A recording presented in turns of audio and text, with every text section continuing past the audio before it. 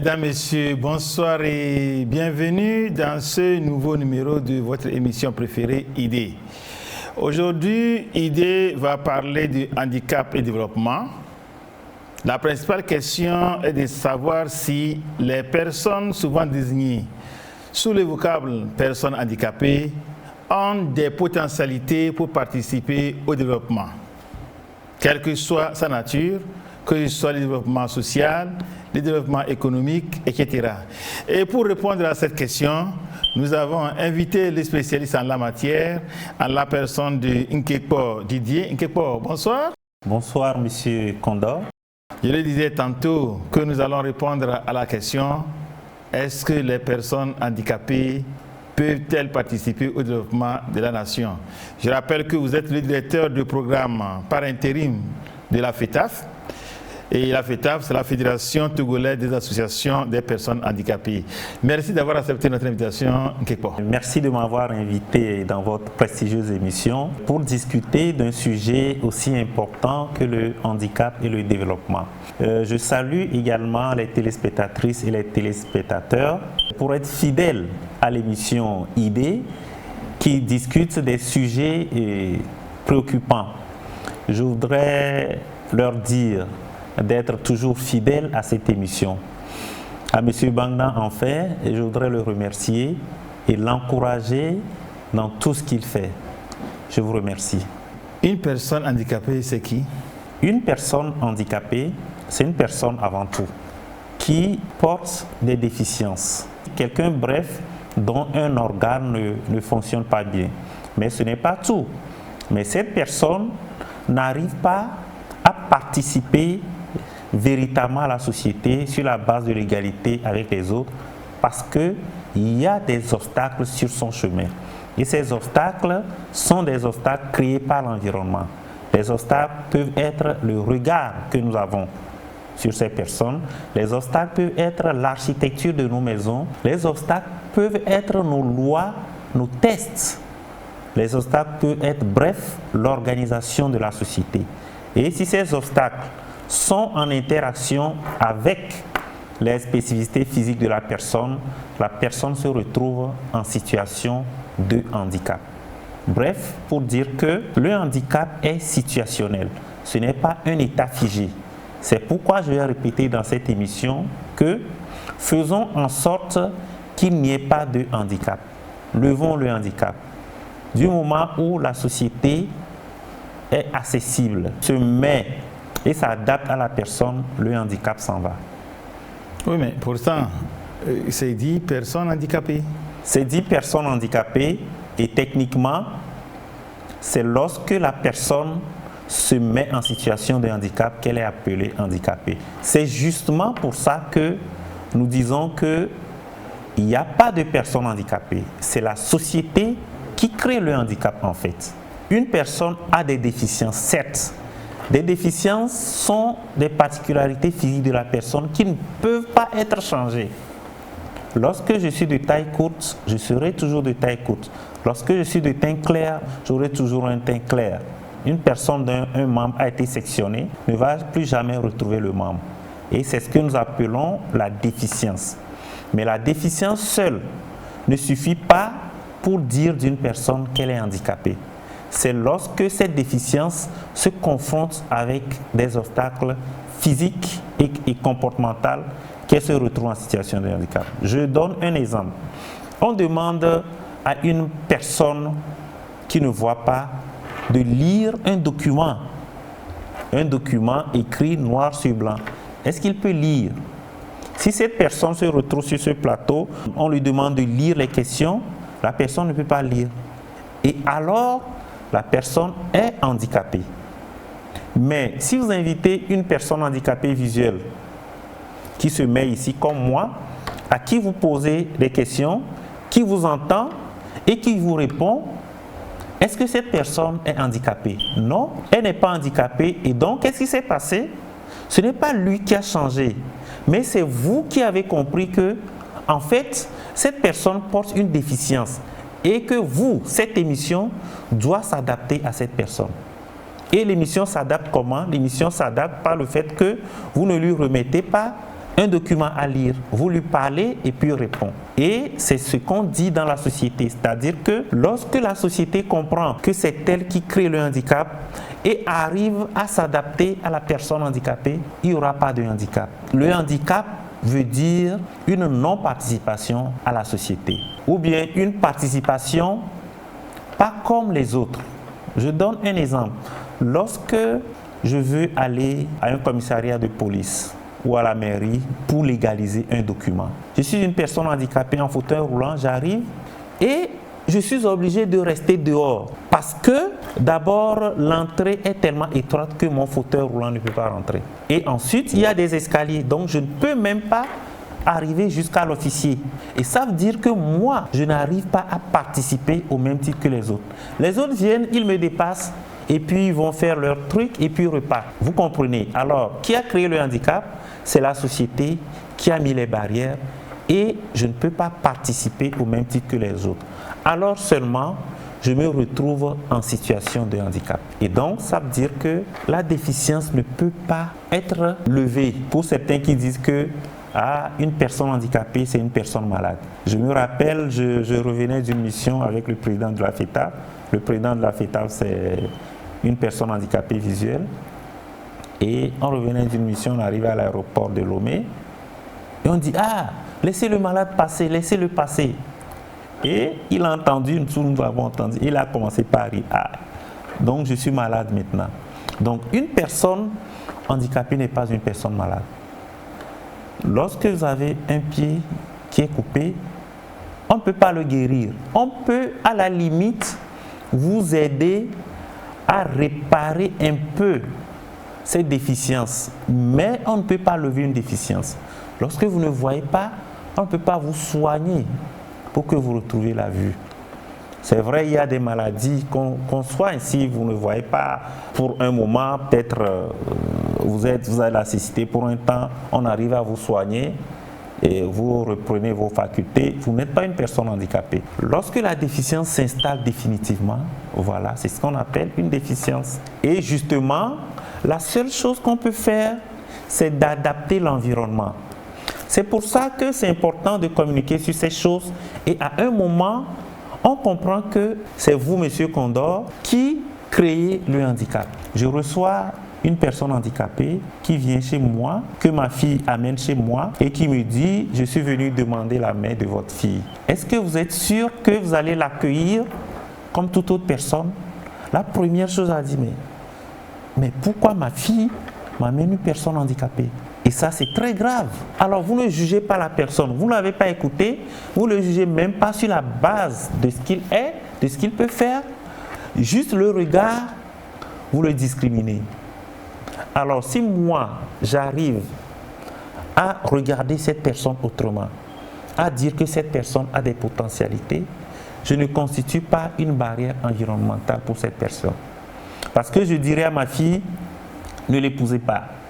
Et si je le dis, ça veut dire que je constitue une barrière pour sa participation sociale. Parce que dans la participation sociale, nous avons le mariage, nous avons le fait d'aller à l'école, le fait de participer aux loisirs, le fait de voyager.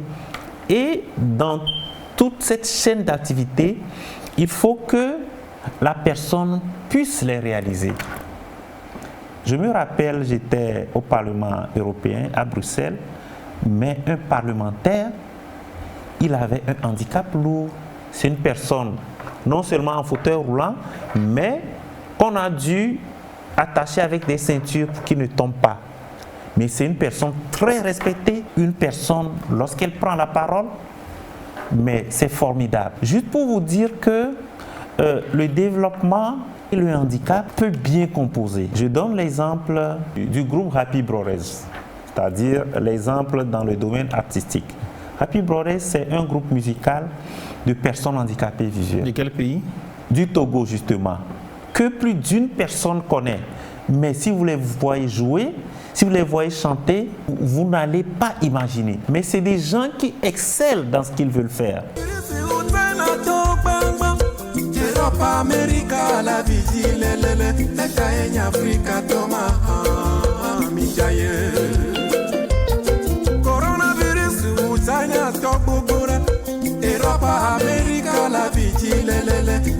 enya Africa toma mijaye. Jean-Marie Noakoji, que Dieu vous bénisse et vous protège.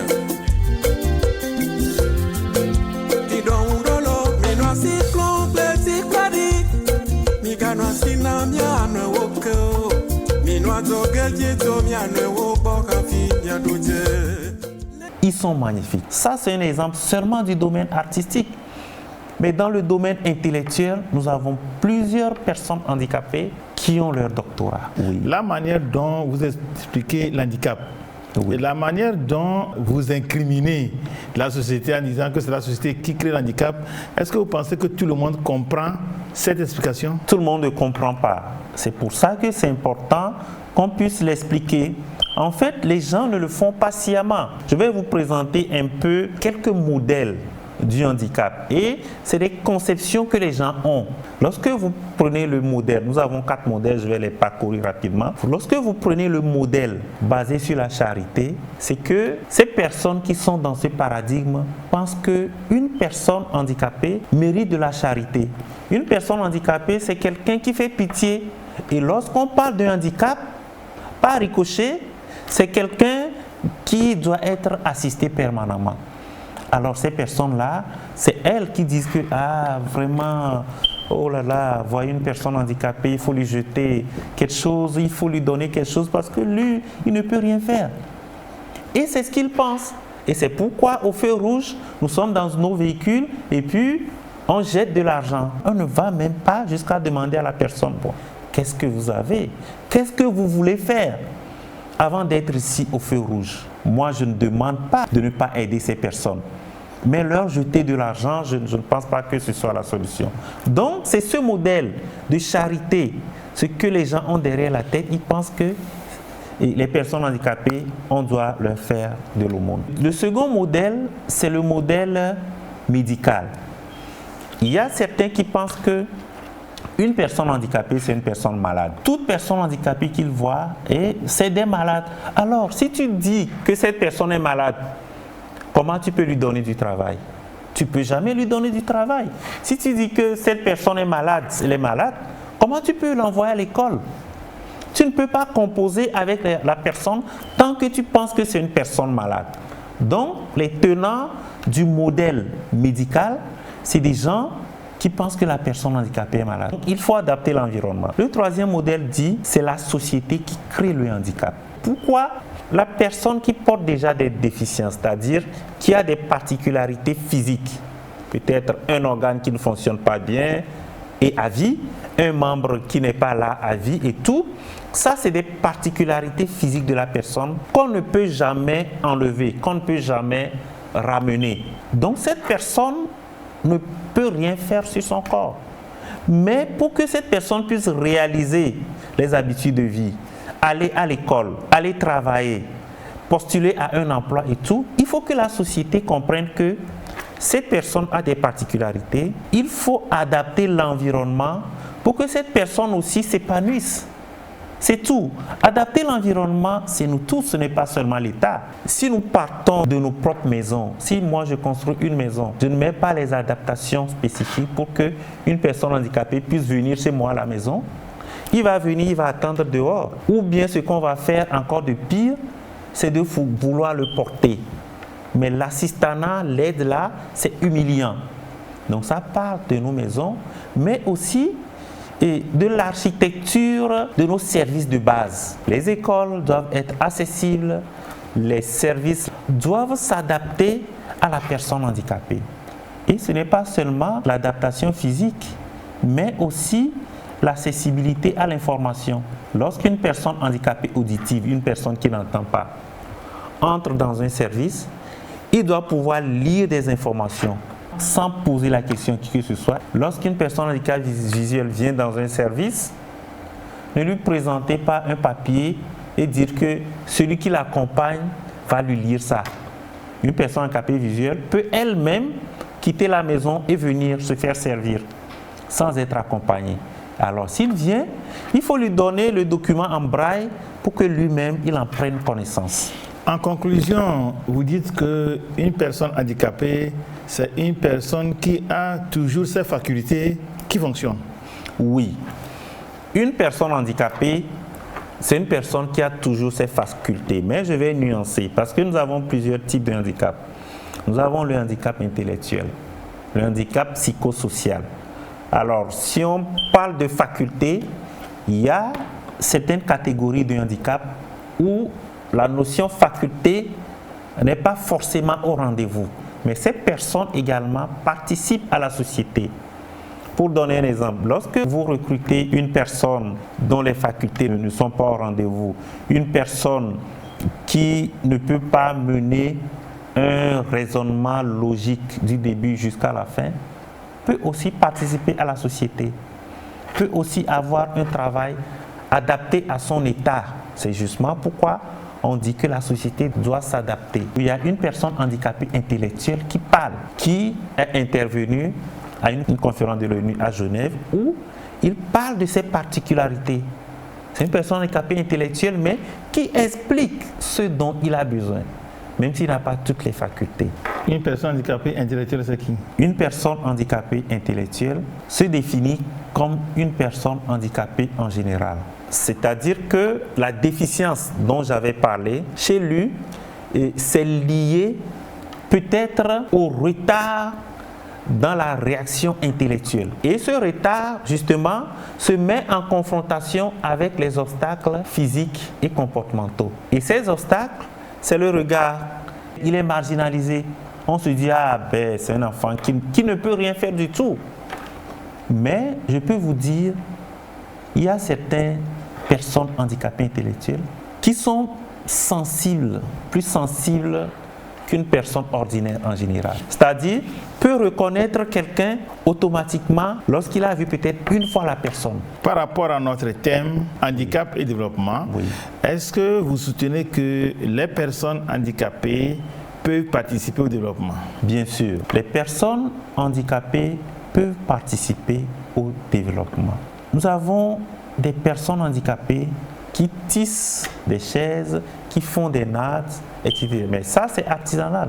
Mais vous verrez des personnes handicapées qui ont une entreprise et qui recrutent des gens. Vous prenez le président de la FOAF, la Fédération Ouest-Africaine des associations de personnes handicapées. C'est une personne, d'abord, qui travaille aux impôts, mais qui a son entreprise privée, qui emploie beaucoup de personnes, mais c'est une personne dont des centaines de personnes dépendent. Mais nous avons plusieurs exemples au Togo.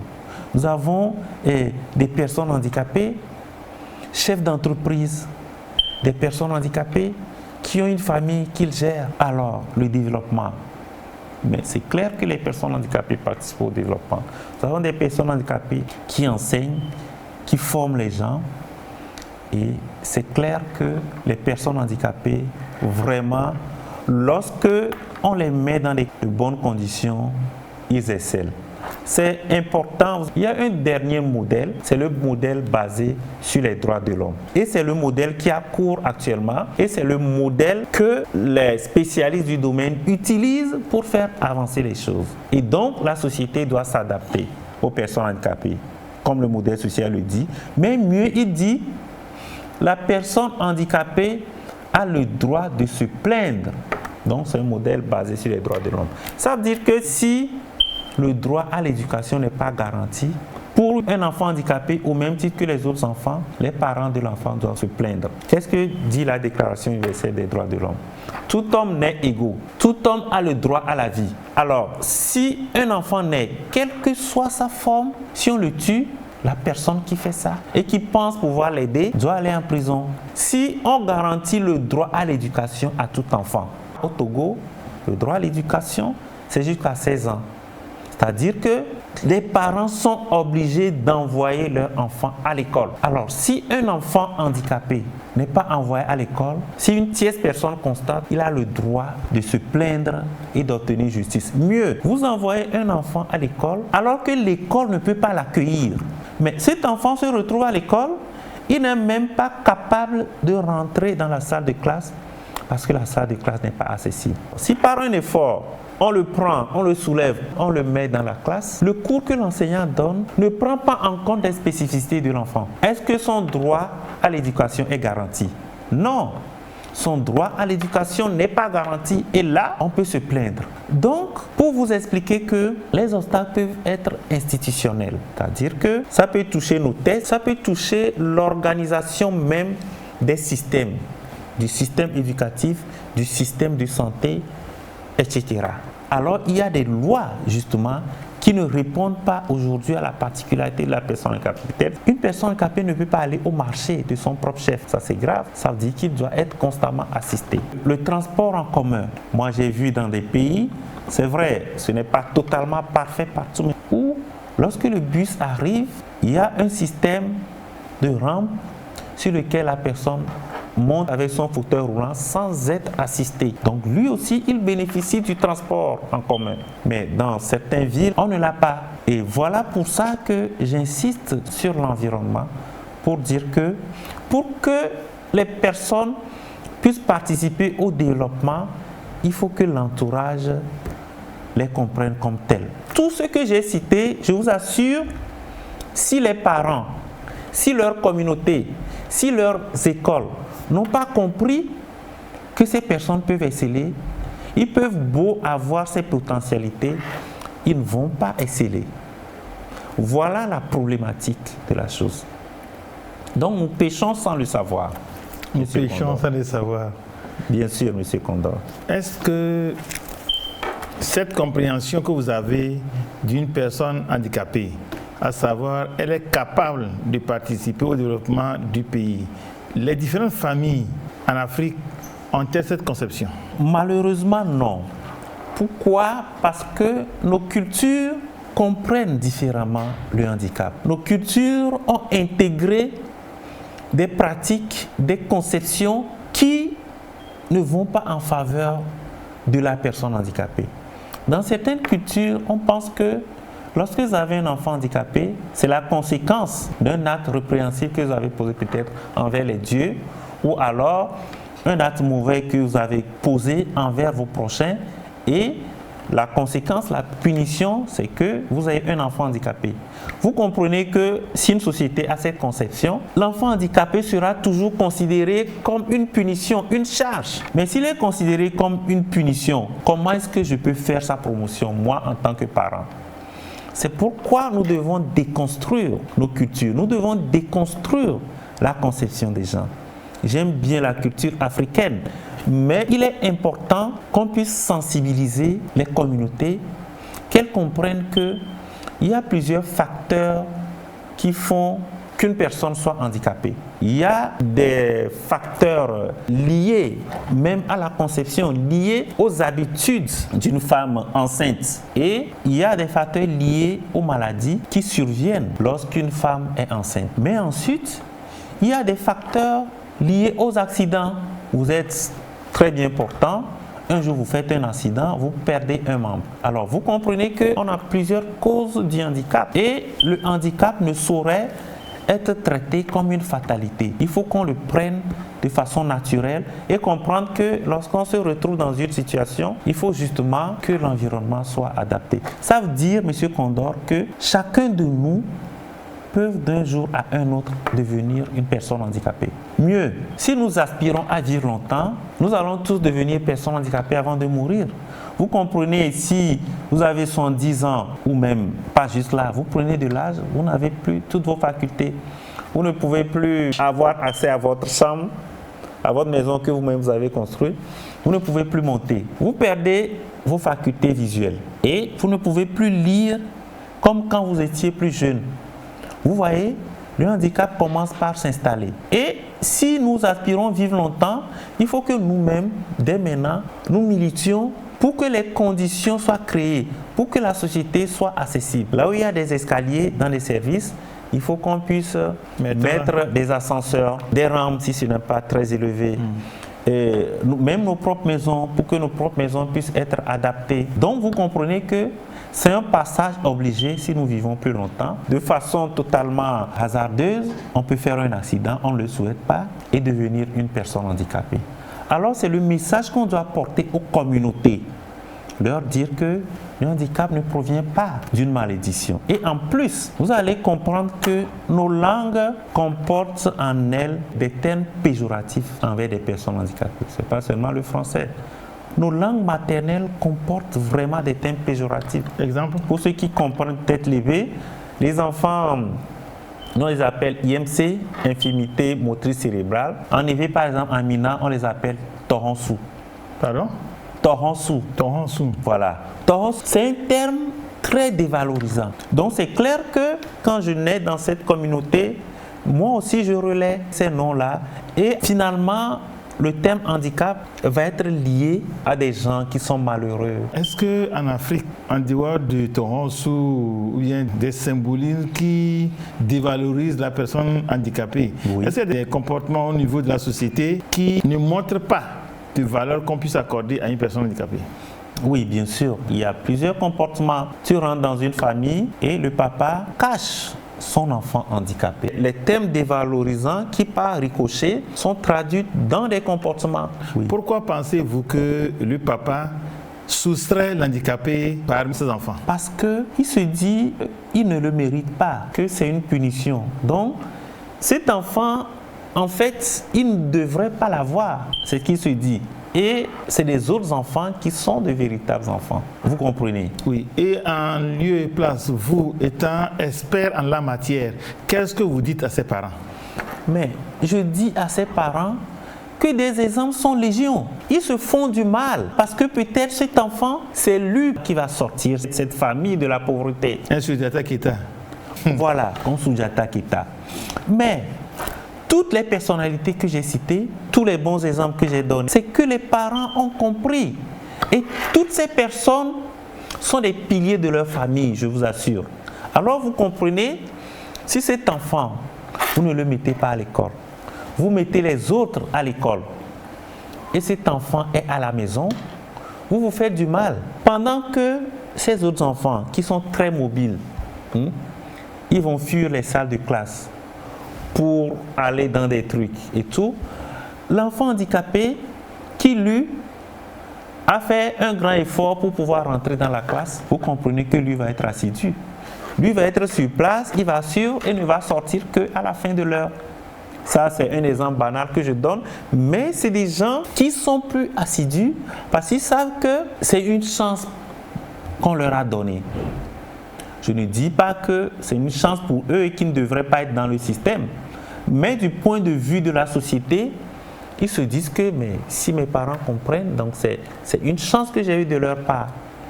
Et il est assidu. Voilà pourquoi il est important que les parents comprennent, à partir de tous ces exemples, que leurs enfants handicapés peuvent les sauver. Et ils leur font du mal s'ils les mettent en marge de la société, en marge de leur programme, en marge de leur projet. En prenant les domaines, j'ai parlé de l'éducation, mais je voudrais revenir à la santé. Lorsque vous prenez le domaine de la santé, c'est les mêmes discriminations. Une femme handicapée qui tombe enceinte, qui va à l'hôpital, je vous assure, il y a des informations qui reviennent, mais vous allez en avoir pitié. On oblige les femmes handicapées, qui plus est enceintes, à monter sur les tables gynécologiques. Et s'ils n'arrivent pas, ils disent, vous êtes dans cet état et vous tombez enceinte. Est-ce que vous comprenez le déclic que ça fait? Mais ces traitements ont fait que certaines femmes handicapées, lorsqu'elles tombent enceintes, ne vont plus à l'hôpital. Et alors, quelle réponse l'hôpital en principe doit donner? Les tables gynécologiques doivent être adaptées. Il y a des tables qu'on peut ramener jusqu'au sol, faire monter la femme et la soulever. Mais ce matériel, rares sont les hôpitaux qui en disposent. Mais en dehors de ça, la façon de traiter la femme, d'échanger avec elle, va l'encourager. Mais très souvent, ce n'est pas ce qu'elles ont, c'est des injures. Donc l'accès physique, mais également l'accès psychologique, comportemental dans les hôpitaux cause problème.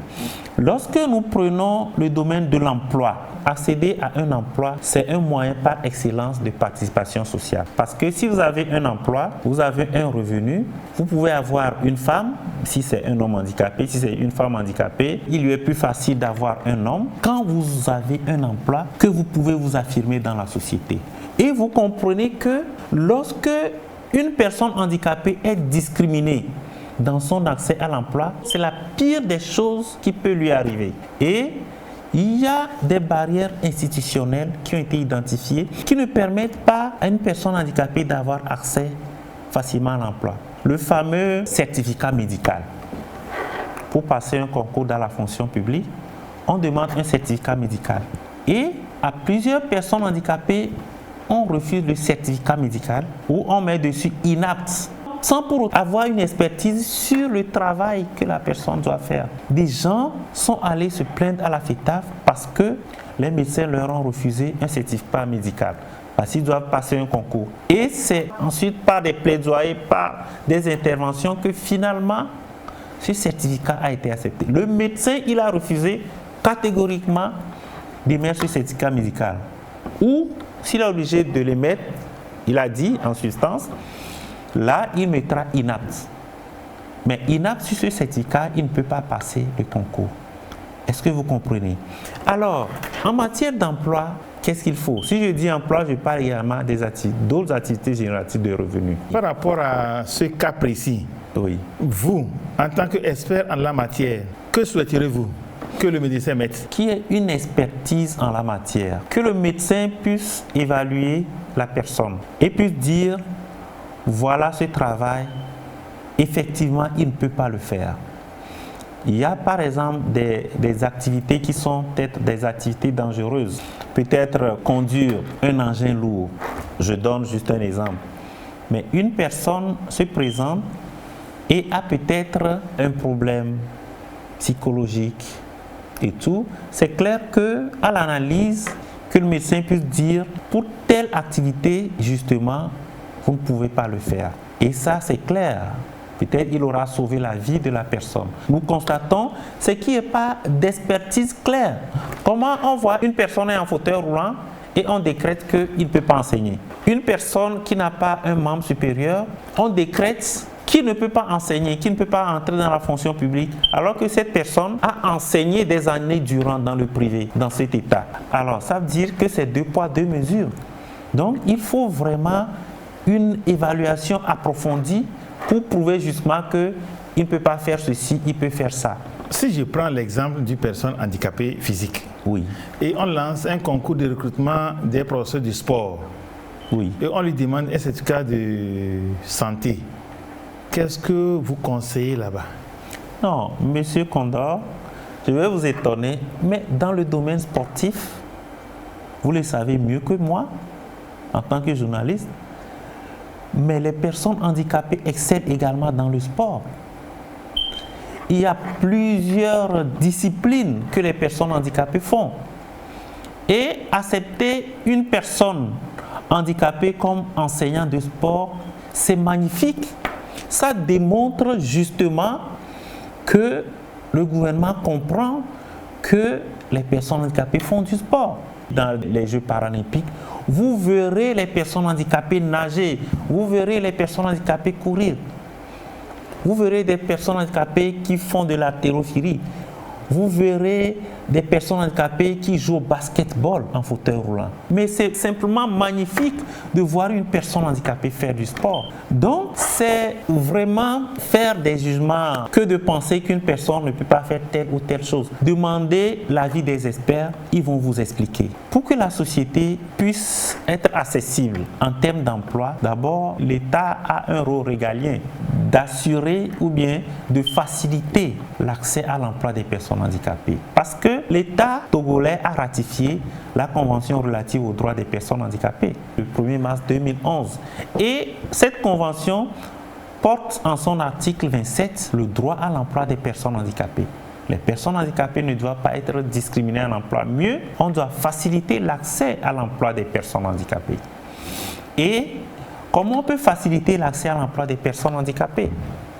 Par des mesures incitatives, Lorsqu'on lance un concours, par exemple, d'accès à la fonction publique, on doit mettre un quota que le nombre des personnes retenues comporte 10% de personnes handicapées, par exemple. L'État peut décréter ça. Maintenant, au niveau des sociétés privées, l'État peut exiger une proportion de personnes handicapées dans toutes ces sociétés, promouvoir ces sociétés qui respectent ces dispositions. Donc, il y a plusieurs moyens pour faciliter l'accès à l'emploi de la personne handicapée, pour justement faire la contrebalance des nombreuses discriminations que les personnes handicapées ont essuyées. Lorsque vous prenez la population togolaise, vous avez 15% de la population togolaise qui est handicapée. Alors lorsque nous prenons 7 millions, nous avons quand même à peu près d'1 million de personnes handicapées, de citoyens togolais qui sont handicapés. Donc ça veut dire que si on met près d'1 million de la population en marge du développement, c'est clair que ces personnes vont devenir une charge. Alors que c'est des personnes compétentes,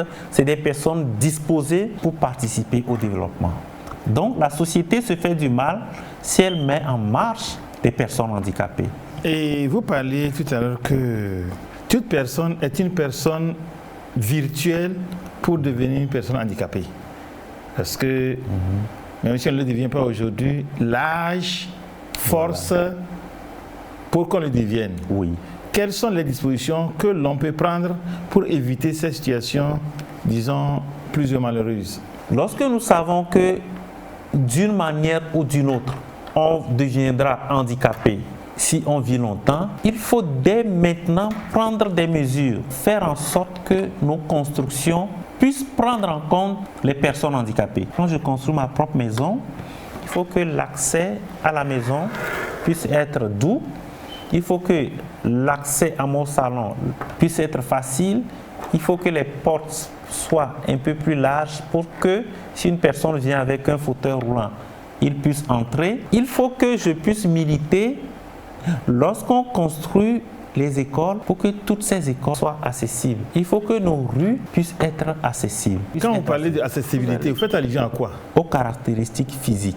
Lorsque les bords des rues sont surélevés et que lorsqu'une personne handicapée quitte sa maison avec un fauteuil roulant ou bien un tricycle et il est incapable d'avoir accès à la rue parce que les bords des rues sont surélevés, là c'est un problème. Ça veut dire que la rue n'est pas accessible.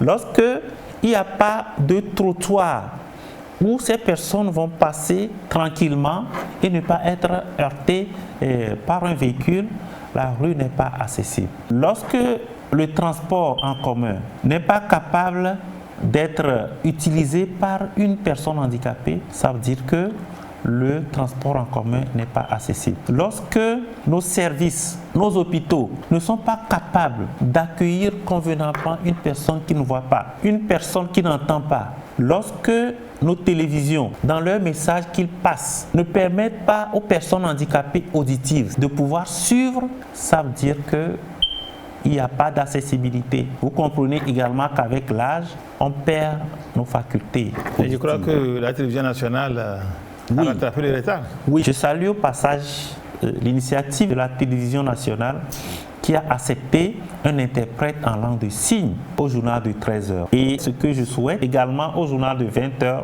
qu'il puisse avoir un interprète en langue de signes pour qu'une grande partie des personnes handicapées puissent également avoir accès à vos émissions. En tant qu'expert dans les handicaps, vous pensez que la majeure partie de la population est renseignée sur ce devenir peut-être malheureux qui attend tout le monde, à savoir celui de devenir d'un jour à l'autre un handicapé au cas où on veut vivre longtemps? On ne le sait toujours pas. Ça n'entre pas peut-être dans les réflexes des gens, alors que c'est la triste réalité. En fait, si on observe bien, vous allez constater que les services qui sont équipés de rampes d'accès, les services qui sont accessibles et tout, sont plus utilisés par les personnes âgées, par les femmes enceintes et d'autres personnes, plus même que les personnes handicapées. Ça veut dire que nous en avons tous besoin. Même les personnes non handicapées qui ont toutes leurs forces et tout, utilisent plus les rampes d'accès que les escaliers. C'est plus facile d'utiliser un certain nombre de choses qui, au départ, est mis pour les personnes handicapées. Alors, si vous observez bien, vous comprendrez que, justement, avec l'âge, vous devenez une personne handicapée, justement. Parce qu'il y a des facultés qui ne vont pas revenir. Certaines banques ont des guichets pour les personnes handicapées, c'est-à-dire des guichets que tout le monde peut utiliser, bien sûr, mais si une personne handicapée vient, elle a le droit de passer devant. Alors, c'est des guichets qui sont ouverts pour les personnes handicapées et qui ne leur permettent pas de faire trop la queue debout et qui peuvent s'asseoir et très facilement passer. Alors, ça veut dire que, et ces guichets, justement, sont utilisés par les personnes âgées. Donc, c'est l'exemple d'accessibilité que les experts du handicap prônent. Il est dit souvent que quand une personne est handicapée, a quelque chose de moins en elle, cette chose est compensée autrement. En tant qu'expert, vous infirmez ou bien vous confirmez cette assertion? Oui, je confirme, parce que les personnes handicapées, en général, sont des personnes talentueuses. C'est-à-dire que lorsque vous semblez perdre une faculté, ça se compense. C'est la logique en fait de développement personnel. C'est-à-dire que vous savez que j'ai des faiblesses de ce côté, alors il faut que je développe mes potentialités. C'est totalement inconscient. Ce n'est pas qu'il se le dit, justement, il développe plusieurs autres facultés. Vous prenez des enfants autistes, mais c'est des enfants qui sont formidables. Une personne autiste peut regarder cette porte et donner ses dimensions sans pour autant mesurer la porte. Et si vous mesurez, vous avez les vraies dimensions. Mais ça, c'est des exploits. Donc, je vous donne raison si vous dites que, justement, lorsqu'on perd peut-être une faculté, ça se compense autrement. Vous qui êtes des spécialistes, oui. Quand vous côtoyez les personnes handicapées, est-ce que vous sentez en ces personnes ce complexe d'infériorité? Ou bien elles ont le complexe de supériorité? C'est au cas par cas. C'est-à-dire que ça dépend du parcours de la personne. Mais si la personne est née dans une famille où elle est valorisée, où on la met à l'école, où on la met dans un apprentissage, grandit dans une communauté qui ne regarde pas son handicap, cette personne n'est pas frustrée. Cette personne est ragaillardie et excelle, comme les exemples que j'ai donnés. Mais si la personne naît dans un milieu où le handicap est perçu comme une fatalité, où une personne handicapée n'a pas de valeur, c'est clair que cette personne ressente des choses. Donc, nous avons des retours selon les cas.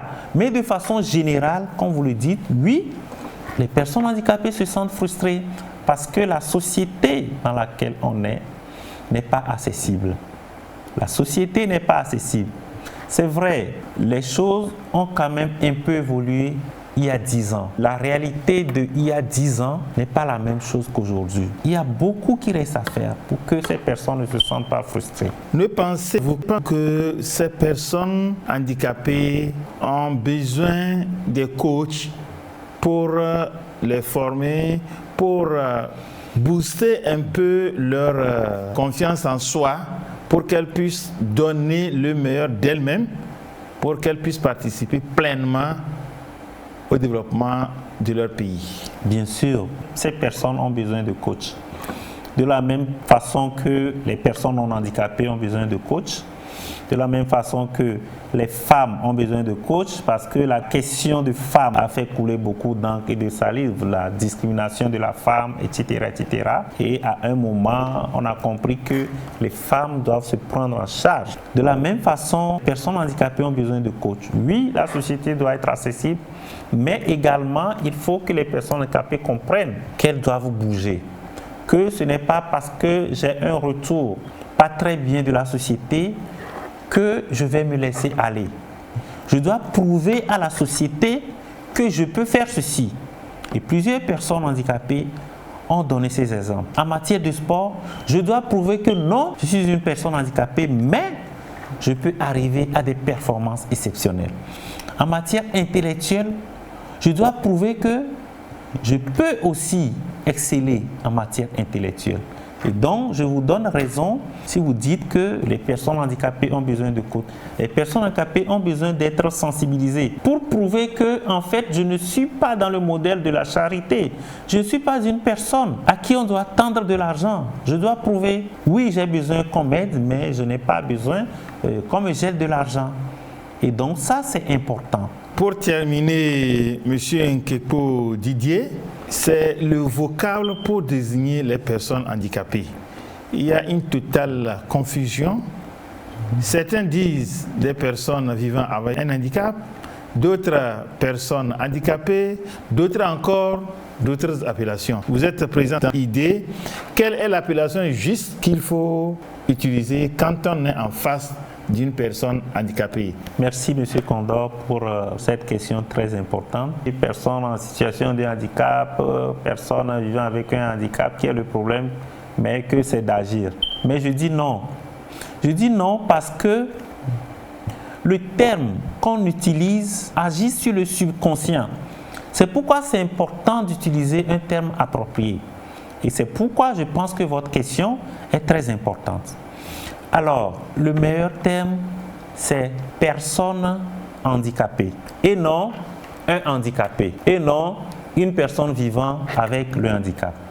Le terme approprié, c'est personne handicapée. Pourquoi? On montre que c'est une personne avant tout, avant d'être handicapée.